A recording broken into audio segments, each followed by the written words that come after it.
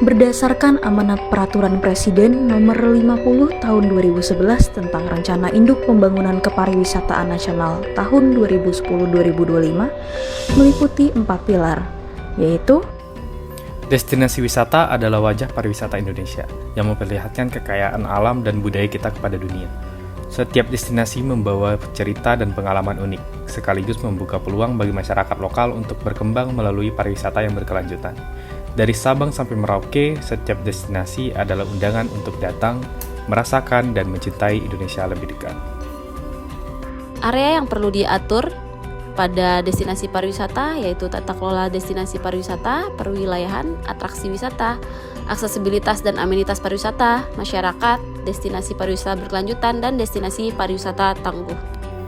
Desa Wisata Hanjeli adalah salah satu contoh desa wisata yang menggunakan teknologi digital sebagai media untuk promosi potensi yang ada di dalam desanya, sehingga menjangkau tidak hanya wisatawan lokal tapi juga wisatawan Nusantara hingga wisatawan internasional. Video ini membahas mengenai strategi pemasaran oleh Kementerian Pariwisata melalui BAS, yaitu branding, advertising, dan selling yang dicanangkan oleh Presiden Jokowi pada 2019 dengan tujuan mendatangkan wisatawan sebanyak 20 juta dari mancanegara.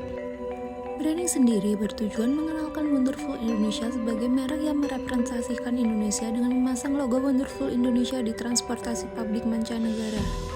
Untuk advertising sendiri yaitu mempromosikan pariwisata Indonesia melalui media-media internasional. Dan yang terakhir yaitu selling. Selling sendiri yaitu mengadakan kegiatan event dan pameran di mancanegara. Kementerian Pariwisata dalam program Bali Maritime Tourism Hub, Pariwisata Indonesia Naik Kelas.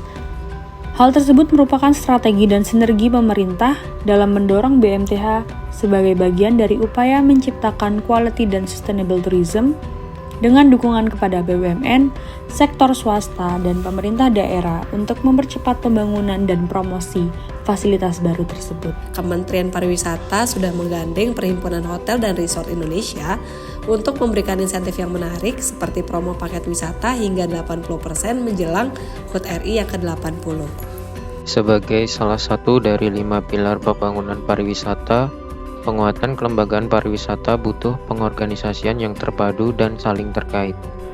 Selain itu, diperlukan lembaga yang memiliki tugas, pokok, dan fungsi dalam memimpin dan mengorganisasikan pembangunan kepariwisataan di tingkat nasional, serta memperkuat keberadaan dan hubungan antar kelembagaan ataupun organisasi di bidang destinasi pariwisata, pemasaran, dan industri pariwisata. Di dalam kebijakan pembangunan kelembagaan pariwisata disebutkan juga pembangunan sumber daya manusia pariwisata. Dalam pembangunan SDM pariwisata, sertifikasi kompetensi di bidang pariwisata sangat penting, yaitu berfungsi sebagai sarana untuk memberikan pengakuan terhadap kompetensi yang dimiliki tenaga kerja. Dinas Pariwisata dan Kebudayaan Kabupaten Wonosobo melakukan berbagai pelatihan, termasuk pelatihan digital branding, pemasaran, dan penjualan bagi pengelola desa wisata yang berlokasi di Hotel Surya Asia Wonosobo.